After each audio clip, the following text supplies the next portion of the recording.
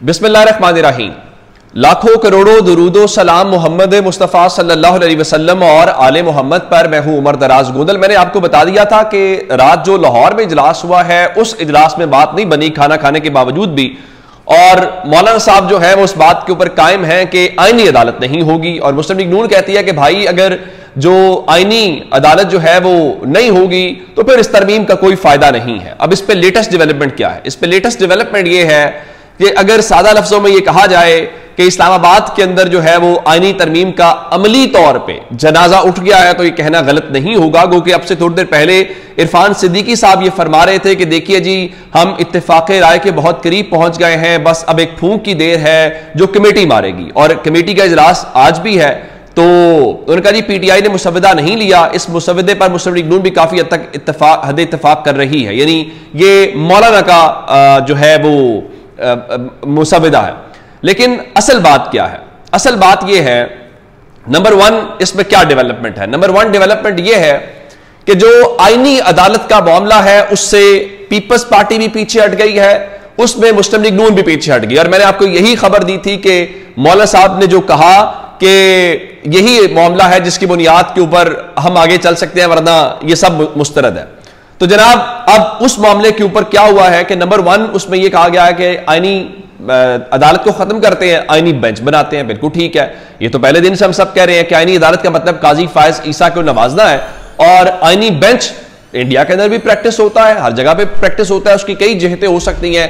आप 5 जो सीनियर जज हैं उनको शामिल कर लें। फिर कहा गया नहीं जी आप यूं करें कि मुख्तलिफ सूबों से जजेस हैं उनको शामिल कर लिया जाए। बिल्कुल ठीक है, उनको शामिल कर लें। तो अब उसमें एक डेवलपमेंट और है, सिर्फ यहां तक नहीं है। आज मौलाना साहब ने पाकिस्तान तहरीक इंसाफ से मुशावरत के लिए जाना है, और आज जो पीटीआई है उनकी मुलाकात मौलाना साहब के साथ तयशुदा है। और पीटीआई तो इस बारे में बड़ी कॉन्फिडेंट है। एक तो उमर अयूब साहब इंकशाफ कर रहे थे कि इस आईनी तरमीम पर वोट के लिए उनके जो अरकान पार्लियामेंट हैं उनको 1-1 अरब रुपए के तक की ऑफर्स की जा रही है कि आप जो है वो वोट करें। और दूसरी जानिब इससे थोड़ी देर पहले जो बैरिस्टर गौहर हैं जो चेयरमैन पाकिस्तान तहरीक इंसाफ के, वो कह रहे थे कि हुकूमत किसी गलत फहमी के अंदर है और इनका ख्याल है कि ये हमारे एमएनएस को उठाएंगे और हमारे एमएनएस को उठा के ये नंबर्स पूरे करेंगे। लेकिन हमारे एमएनएस तो कमिटेड हैं, लेकिन हुकूमत के जो 7 एमएनएस हैं वो इनके साथ नहीं है। यानी उनका दावा यह है कि जो 7 एमएनएस हुकूमत के अपने हैं वो इस वक्त गायब हैं। अब मैं जहां तक आपको यह बता रहा हूं कि ये तो डेवलपमेंट हो गई। अब अगली बात क्या है? जो मौलाना साहब एक और शर्त रख रहे हैं वो शर्त बड़ी इंपॉर्टेंट है। वो शर्त क्या है? मौलाना साहब ये कह रहे हैं कि अगर आप नेक नियति से वाकई ही जुडिशियल रिफॉर्म्स करना चाहते हैं या बाकी चीजें करना चाहते हैं तो फिर एक बात है, और वो क्या है? वो ये है कि आप जस्टिस मंसूर अली शाह साहब का बतौर चीफ जस्टिस नोटिफिकेशन करें। जब आप वो नोटिफिकेशन करेंगे तो इसका मतलब बड़ा सादा होगा कि आप को जस्टिस मंसूर से मसला नहीं है। जस्टिस मंसूर का नोटिफिकेशन होने का मतलब यह होगा कि जो इस स्पेकुलेशंस हो रही हैं, जो कहा जा रहा है जी वो नया चीफ जस्टिस आएगा तो इलेक्शन ऑडिट हो जाएगा। और फिर काजी साहब भी आज हामिद खान को कह रहे थे कि आपको पता है ना कि आपकी वो भी दरखास्त है, तो वो दरखास्त जो है उनका के उस हवाले से कि जनाब उसमें मैंने नहीं लगाई लेकिन जो आने वाले हैं वो लगा लेंगे, आपको पता है ना वो दरखास्त कौन सी है। तो इनका डर उसी हवाले से। तो अगर जस्टिस मंसूर शाह का नोटिफिकेशन हो जाता है तो फिर मेरे ख्याल से मसला हल हो जाएगा। और आईनी बेंच को लेकर शायद पाकिस्तान तहरीक इंसाफ भी कहे कि बिल्कुल ठीक है, आईनी बेंच वाला मामला तो टेकअप किया जा सकता है। लेकिन अब इनकी आईनी तरमीम जो मैंने कहा कि इस्लामाबाद में उसका अमली जनाजा उठ गया है, हबीब अकरम साहब की ट्वीट आई, कहने लगे कि हुकूमत की आईनी तरमीम फारिग हो चुकी है। अब जो भी होगा मैं आपको सिर्फ इतनी बात कह सकता हूं कि सारी की सारी फेस सेविंग है। और फेस सेविंग इस सेंस में है कि ये मुसवदा हुकूमत का नहीं है, ये मौलाना साहब का है। और मौलाना साहब का जो मुसवदा है उसके ऊपर पीपल्स पार्टी और नून लीग मुत्तफिक हो रही है। अब उसमें पीटीआई भी वोट देती है तो वो बिल्कुल एक अलग किस्म की जो सूरत है वो हमें नजर आएगी। अब एक जानिब तो ये मामला है और मौलाना साहब की जो शरायत है वो दूसरे लफ्जों में ये है कि आप काजी फायज ईसा साहब जो हैं उनकी छुट्टी कराएं और छुट्टी करवाने के बाद अगली बात करेंगे। अब दूसरी खबर, कल भी जो बीएनपी मैंगल ग्रुप है वो कह रहे थे कि जो हमारे सेनेटर्स हैं उनको घरों के अंदर महसूर कर दिया गया। एक खबर और है और वो पेशावर हाई कोर्ट से है। पाकिस्तान तहरीक इंसाफ के एक MNA है जो NS4 सवात से, उनकी हवाले से एक डिस्क्वालिफिकेशन का रेफरेंस चला गया था और स्पीकर साहब ने आगे भेज दिया।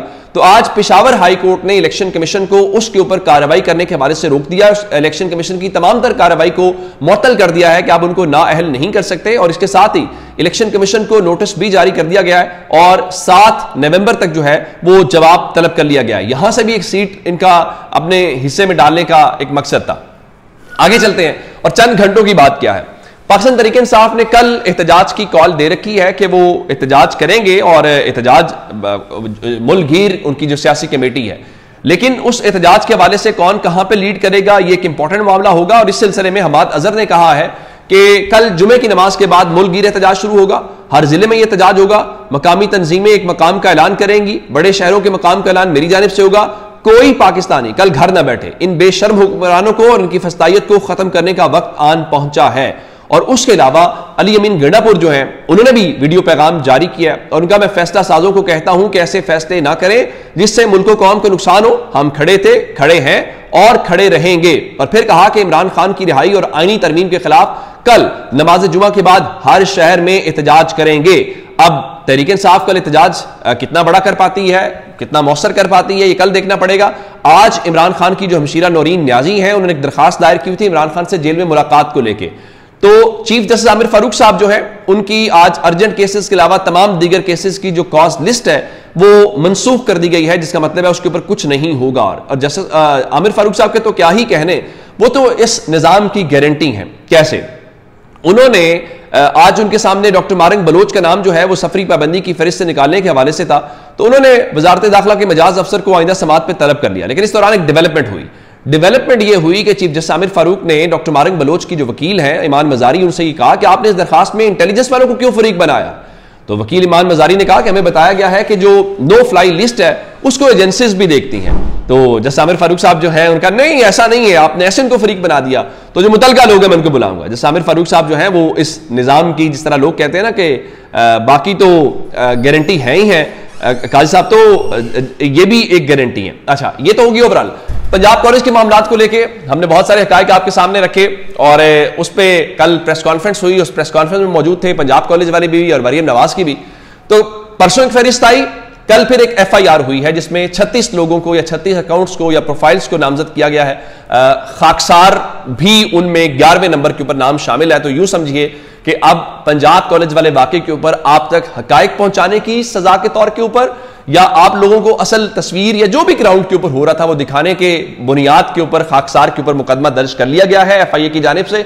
और उसकी मुदई पंजाब कॉलेज की वही खातून सादिया प्रिंसिपल है जिनके ऊपर स्टूडेंट्स एहतजाज भी करें। बड़ा कुछ है, एहतजाज आज भी हुआ। हमने देखा कि इस्लामाबाद के अंदर जो पिंड इस्लामाबाद के अंदर जो है वो 26 नंबर चुंगी के ऊपर और 6 रोड के ऊपर आज तलबा ने एहतजाज किया, जो भी उनका मुतालबा है, जो भी बात है। इवन लाहौर में हमने देखा कि चेरिंग क्रॉस के ऊपर हुआ और फिर 250 तलबा के खिलाफ जो है हरबंसपुरा पुलिस लाहौर ने मुकदमा भी दर्ज कर लिया।